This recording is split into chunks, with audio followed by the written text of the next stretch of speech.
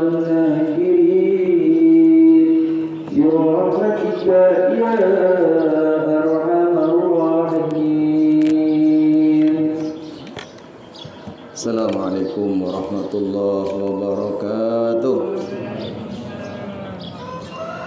الله أكبر الله أكبر الله أكبر الله أكبر الله أكبر الله أكبر الله أكبر الله أكبر الله أكبر كبيرا والحمد لله كثيرا وسبحان الله بكرة وأصيلا لا إله إلا الله ولا نعبد إلا إياه مخلصين له الدين ولو كره الكافرون لا إله إلا الله وحده صدق وعده ونصر عبده وأعز جنده وهزم الأحزاب وحده لا إله إلا الله والله أكبر الله أكبر ولله الحمد.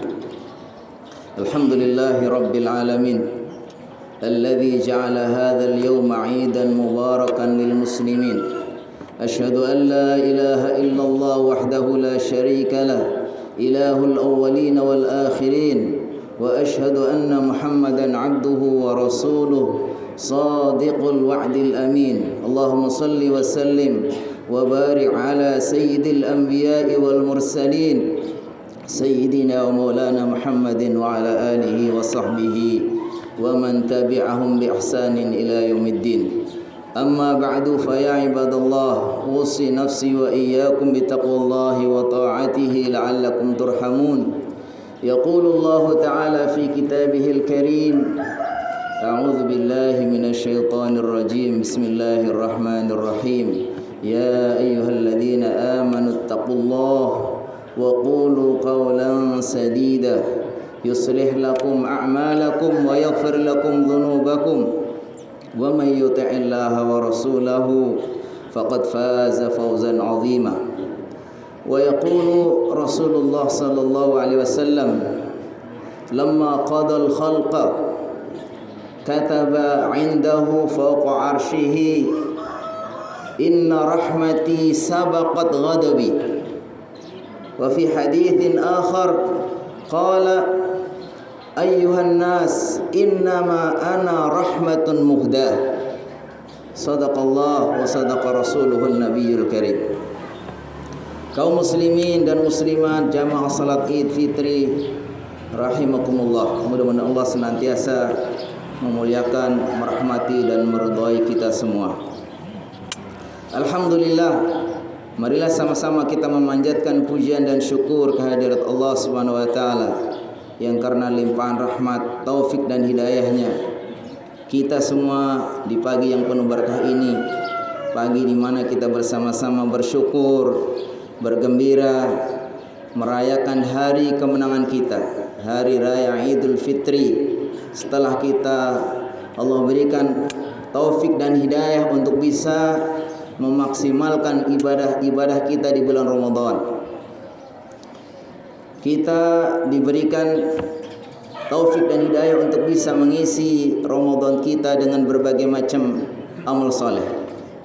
Marilah kita bermohon kepada Allah Subhanahu wa taala kiranya setiap apa yang kita lakukan, ibadah-ibadah kebaikan, taqarrub, kiranya Allah Subhanahu wa taala berkenan menerima. Marilah kita berdoa taqabbalallahu minna wa minkum. Mudah-mudahan Allah Subhanahu wa taala berkenan menerima dari kita semua. Wa ja'alana minal 'aidin wal faizin. Dan mudah-mudahan Allah jadikan kita semua hamba-hamba yang menang, yang berhasil menunaikan ibadah Ramadan, dan kita semua kembali kepada Allah Subhanahu wa taala dalam keadaan mendapatkan ampunan. Kita bermohon kepada Allah, mudah-mudahan nilai-nilai Ramadan yang sudah kita praktekkan setidaknya 1 bulan ini kita lebih intens ke masjidnya, baca Qur'annya, salat jamaahnya, qiyamul lailnya, dan berbagai macam yang mungkin di luar Ramadan kita tidak lakukan itu.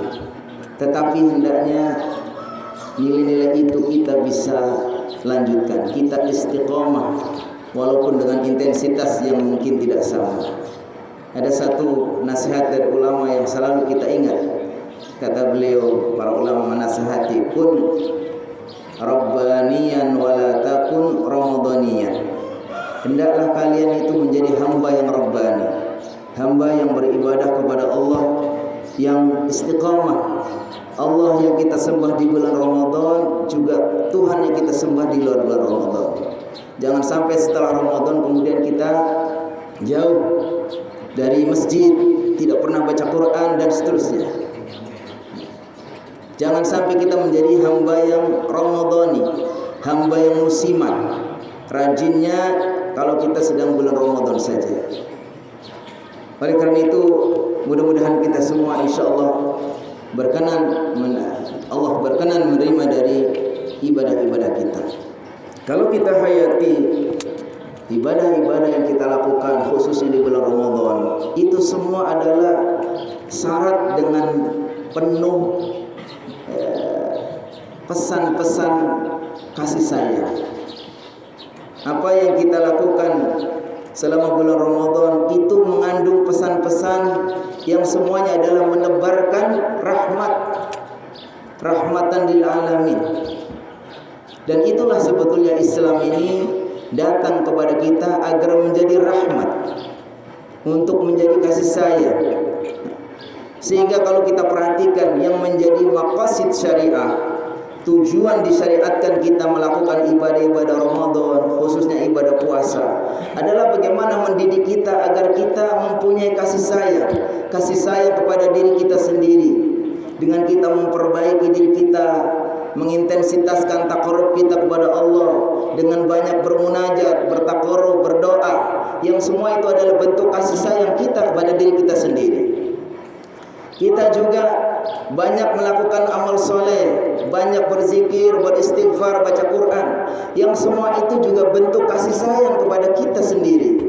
Karena semua kebaikan yang kita lakukan itu akan menjadi penghapus dosa-dosa kita, puasa kita. Kata Rasulullah SAW, "Man shoma Ramadhana imanan wa ihtisaban, ghufira lahu ma taqaddama min dhanbi." Orang yang qiyamul lail, man qama Ramadhana imanan wa ihtisaban, ghufira lahu ma taqaddama min dhanbi. Dan semua kebaikan-kebaikan itu ternyata menjadi penghapus. Innal hasanati yudhibnas sayyi'at. Semua kebaikan-kebaikan itu akan menjadi penghapus keburukan. Dan itu semua adalah bentuk kasih sayang kita kepada diri kita dan kepada orang-orang sekitar kita. Dan kita dengan Ramadan ini juga dididik bagaimana untuk mempunyai empati, mempunyai perhatian, mempunyai kepedulian. Sampai orang yang memberi iftar, orang yang sedang berpuasa itu mendapatkan pahala sama dengan kalau kita berpuasa. Bagaimana ketika di bulan Ramadan ini dihimbau untuk banyak bersedekah. Kita tadi sudah dengar bagaimana antusiasme para masyarakat untuk berdonasi di masjid kita, di masyarakat kita. Ini semua adalah bentuk bagaimana kita sedang dididik sama Allah Subhanahu wa taala untuk menjadi hamba-hamba yang baik kepada diri sendiri, baik kepada orang lain, dan peduli kepada sesama. Dan para ulama mengatakan bahwa maqasid syariah, tujuan dalam berpuasa ini mirip dengan satu hadis. Hadis ini diriwayatkan oleh Imam Ahmad dan Imam Tirmidzi, sumbernya dari Mu'adz bin Jabal. Ini para ulama menyebut hadis ini dengan sebutan sulasiyatus sa'adah. Sulasiyat itu 3 rangkai, as-sa'adah itu kebahagiaan. Artinya ketika orang ini betul-betul mengamalkan 3 hal ini, dia akan mendapatkan kebahagiaan yang hakiki. Dan itu ternyata sama dengan tujuan kita melakukan ibadah-ibadah bulan Ramadan. Yang pertama, kata Rasulullah SAW, ittaqillaha haitsu ma kunta. Bertakwalah kalian kepada Allah dimanapun berada. Ini ternyata kalau kita perhatikan bahwa orang berpuasa tujuan utamanya apa? Bertakwa kepada Allah Subhanahu wa taala. La'allakum tattaqun. Di ayat yang 187-nya apa? La'allahum yattaqun. Itu artinya kita ini sedang dididik sama Allah bagaimana supaya menjadi hamba yang betul-betul mempunyai kemuliaan yang sejati. Karena kemuliaan sejati itu bukan diukur dari pangkat, jabatan, prestasi-prestasi duniawi, bukan. Tetapi dari hakikat orang itu bertakwa kepada Allah. Yang kedua, kata Rasulullah SAW, wa atbi'is sayyi'ata al-hasanata tamhuha. Iringilah keburukan-keburukan kita yang mungkin selama 11 bulan kita banyak lalai, banyak khilaf, banyak salah. Maka di bulan Ramadan ini kita diperintahkan untuk apa? Itbi'is sayyi'ah al-hasanah. Segera susuli, kita tutupi dengan kebaikan-kebaikan. Kita tingkatkan ibadahnya, sholatnya, jamaahnya, qiyamul lail setiap malam kita tarawih. Agar apa? Tamhuha. Agar itu semua menjadi penghapus. Itu juga bentuk bagaimana supaya kita hatinya bersih, jiwanya bersih. Itu bentuk juga kasih sayang kita kepada diri kita sendiri. Dan yang tidak kalah penting, di dalam berpuasa juga kita diajarkan untuk peduli kepada orang lain. Dan hadis mengatakan wa khaliqin nasa bi khuluqin hasan. Dan pergaulilah, perlakukanlah orang lain, berakhlaklah terhadap orang lain bi khuluqin hasan, dengan budi pekerti yang bagus, dengan akhlak yang mulia. Dan itu ternyata nilai-nilai itu semua dapat kita dapatkan dalam berpuasa. Jadi orang berpuasa tidak cukup yang penting nahan lapar, nahan haus, yang penting tidak melakukan hal-hal yang membatalkan puasa. Tapi lebih dari itu, kita juga harus baik, harus tunjukkan akhlak yang baik. Makanya kata Rasulullah SAW ketika dalam hadis katakan, asyamu junnah, fala yarfuth wala yajhal, fa in imru'un syatamaka aw qatalaka faqul inni shaim inni shaim. Kata Rasulullah SAW, puasa ini sebagai perisai, penjaga kita dari berbagai macam hal yang buruk. Makanya kata Rasulullah SAW, jangan berbuat bodoh dan jangan berbuat buruk, jangan berbuat yang tidak baik. Bahkan ketika ada orang lain memancing emosi kita, menghina kita, mengajak berantem pada kita, maka kita nggak boleh meladeni. Kita katakan inni shaim, inni shaim. Ini adalah pendidikan bagaimana kita harus juga akhlaknya baik, sebagaimana yang Rasulullah katakan wa khaliqin nasa bi khuluqin hasan. Bergaullah kamu kepada orang lain dengan akhlak yang mulia. Dalam hadis lain, kalau kita hanya berpuasa hanya menahan lapar dan haus, maka Allah tidak butuh kalau kita tidak buktikan dengan sikap kita yang bagus. Kata Rasulullah SAW, man lam yada qawla zur wal amala bihi fala hajata lillahi min an yada'a ta'amahu wa syaraba.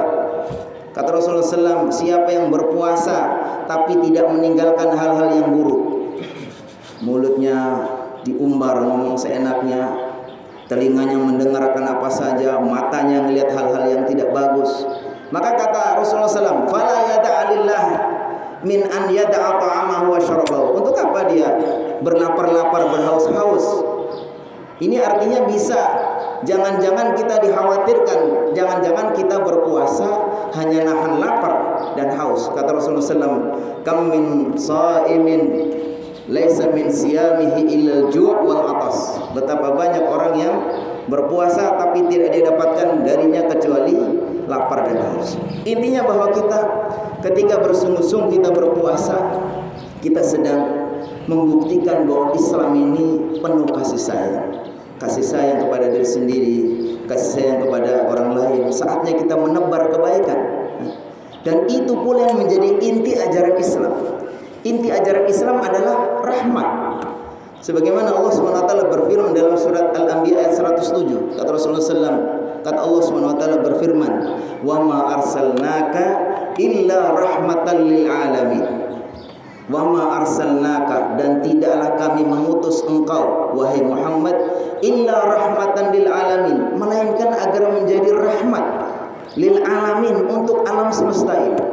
Para ahli menjelaskan ayat ini, para ahli bahasa, ahli tafsir, di antara yang menyebutkan bahwa di dalam kata-kata wa ma arsalnaka illa rahmatan lil alamin ini, ketika ditemukan jumlah atau kalimat dalam bahasa Arab diawali dengan nafi. Nafi itu negatif. Wa ma arsalna itu nafi, tidaklah kami mengutus engkau. Lalu disusuli dengan istisna. Istisna itu perkecualian.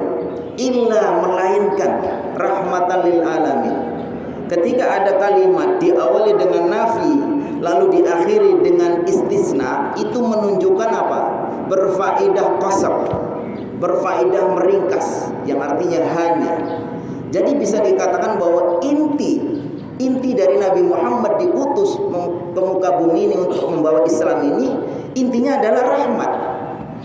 Wa ma arsalnaka illa rahmat. Jadi Nabi Muhammad yang membawa Islam itu adalah rahmat. Atau dengan kata lain, siapapun yang membawa Islam itu harus dirasakan rahmatnya untuk orang lain. Kalau enggak berarti di sini ada sesuatu. Karena Allah tidak mengutus Nabi Muhammad kecuali jadi rahmat. Untuk siapa? Dikatakan lil alamin, rahmatnya untuk alamin. Alamin ini dalam bahasa Arab itu, alamin itu bentuk jamak dari kata-kata alam. Mirip dengan kalau kita belajar bahasa sama dengan jamak mudzakkar salim ditambah wawu dan nun atau ya dan nun. Ini menunjukkan jamak. Tapi para ahli mengatakan bahwa kata-kata alamin itu sebelum dijamakkan itu sudah artinya jamak. Alam itu bukan tunggal, kata tunggal tapi mempunyai arti jamak. Kenapa? Karena alam itu menurut ahli itu mengatakan apa? Ismun likulli kainin siwallah. Nama dari segala sesuatu selain Allah itu disebut alam. Jadi ketika disebutkan alam itu otomatis jamak. Tapi masih dijamakkan lagi. Sudah jamak, dijamakkan lagi. Ini menurut para ahli, ini menunjukkan bahwa universalitas Islam itu, keuniversalan Islam itu sangat luas. Bukan hanya mencakup kepada rahmatnya hanya kepada orang muslim saja, kepada kelompok tertentu saja, kepada tidak. Tetapi lil alamin, alamin itu sangat luas. Karena nama dari semua selain Allah itu disebut alam. Sehingga Islam ini datang menjadi rahmat untuk semua alam. Bahkan kata Ibnu Abbas dalam penjelasan tafsirnya itu, bahwa rahmat Islam ini mencakup orang muslim dan orang non muslim. Jadi kita harus dirasakan bukan hanya kehadiran kita itu menjadi kebaikan rahmat untuk sesama muslim, tapi untuk orang non muslim. Kata Rasulullah SAW seperti itu. Dijelaskan oleh Ibnu Abbas, katakan apa? Amma rahmatul lil mu'min fa huwa rahmatuhu fid dunya wal akhirah. Kalau rahmat Islam yang dibawa Nabi Muhammad kepada orang mukmin itu rahmat di dunia dan di akhirat. Wa amma li ghairi mu'min, untuk orang yang lain orang mukmin apa? Fa rahmatuhu fid dunya. Rahmatnya hanya di dunia. Jadi untuk di akhirat tidak.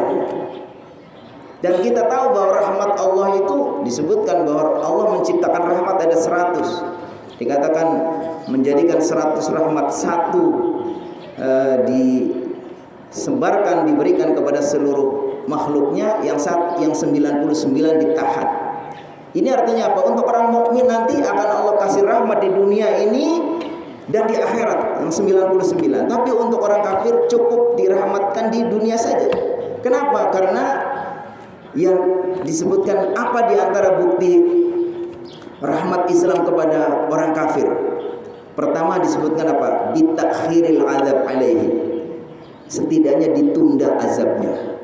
Jadi Nabi Muhammad membawa Islam ini, walaupun orang kafir itu menghina kayak apa, membakar Al-Quran, mengejek Nabi, menghina Allah dan berbagai macam, tapi tidak langsung seketika di sekarang ini. Ini bagian dari rahmat Allah. Kalau dia nggak bertobat baru nanti disiksa. Kalau dia sampai akhir hayatnya tetap dalam keadaan kafir, tapi tidak akan disiksa seperti umat-umat terdahulu. Kalau umat terdahulu begitu dia menentang nabinya, melawan Allah SWT, bisa langsung didatangkan azab. Mungkin buminya dibalik dan datangkan topan. Tapi kalau umat Nabi Muhammad itu apa? Di antara rahmatnya itu apa?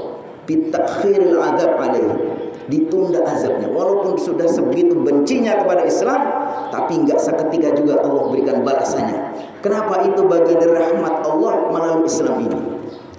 Jadi kalau Allah Subhanahu wa taala yang rahmatnya begitu luas, 99 nanti untuk di akhirat, kemudian 1 untuk sekarang di dunia.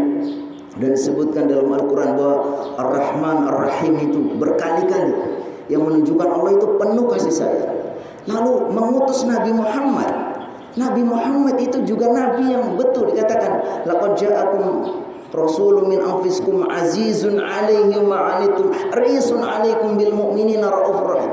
Nabi yang penuh kasih sayang, yang pengibah, yang begitu peduli kepada sesamanya. Dan begitulah memang Allah ciptakan. Mulai kecil saja Nabi Muhammad itu sudah dibedah dadanya, dioperasi, diambil bagian-bagian yang buruk, dikeluarkan, supaya dia betul-betul mempunyai akhlak yang bagus, yang penuh kasih sayang. Dan beliau sendiri mengatakan dalam satu hadis dari Abu Hurairah diriwayatkan oleh Imam Bukhari, kata beliau, innama ana rahmatun muhda. Saya ini rahmat Allah yang dihadiahkan untuk kalian.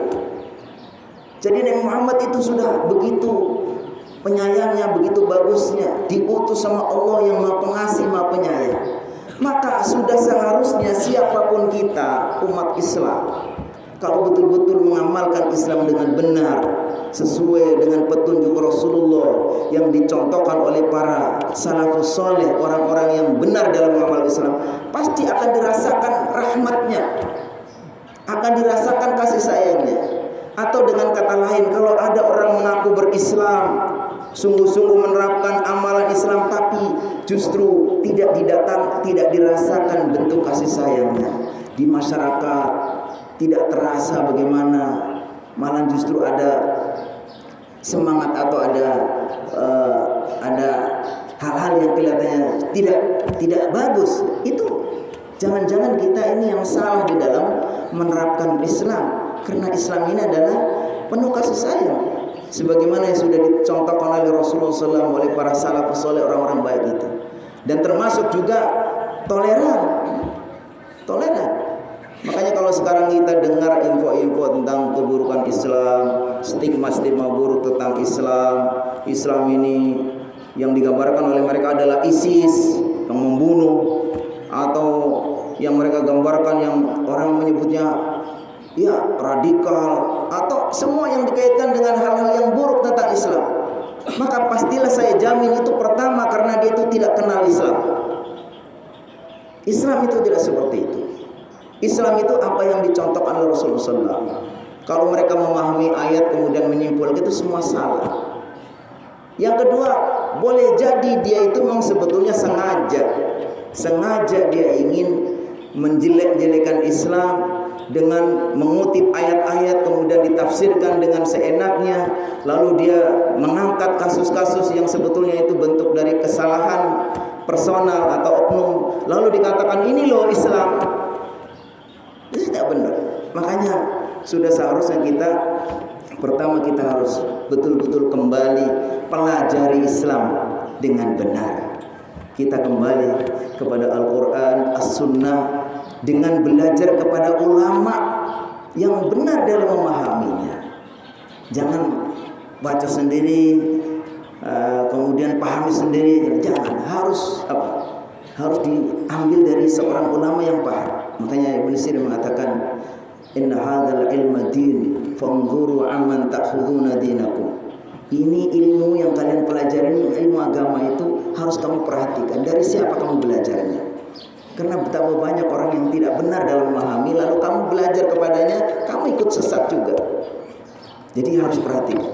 Yang kedua, kita harus pintar-pintar juga mencari, harus punya kemampuan untuk menyaring informasi. Di zaman sekarang ini Masya Allah, media begitu mudahnya memberikan informasi-informasi yang sebetulnya itu keburukan. Dan itu sudah ada kaidahnya. Dalam Islam itu kan, ya ayyuhalladzina amanu in ja'akum fasiqun binaba'in fatabayyanu. Kalau datang kepadamu berita dari orang-orang yang fasik, yang kita tidak tahu, apalagi berita-berita yang ada di medsos yang mungkin banyak hoax, itu anggap saja kita orang fasik. Apa kata Rasul? Kata Allah SWT, fatabayyanu, tabayyun. Benar enggak seperti ini?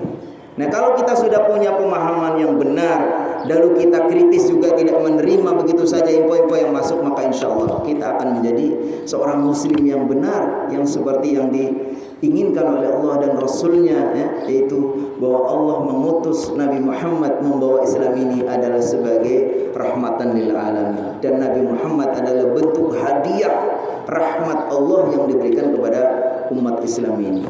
Barakallahu li wa lakum fil Qur'anil azim. ونفعني وإياكم بما فيه من الآيات والذكر الحكيم فتقبل مني ومنكم تلاوته إنه هو السميع العليم.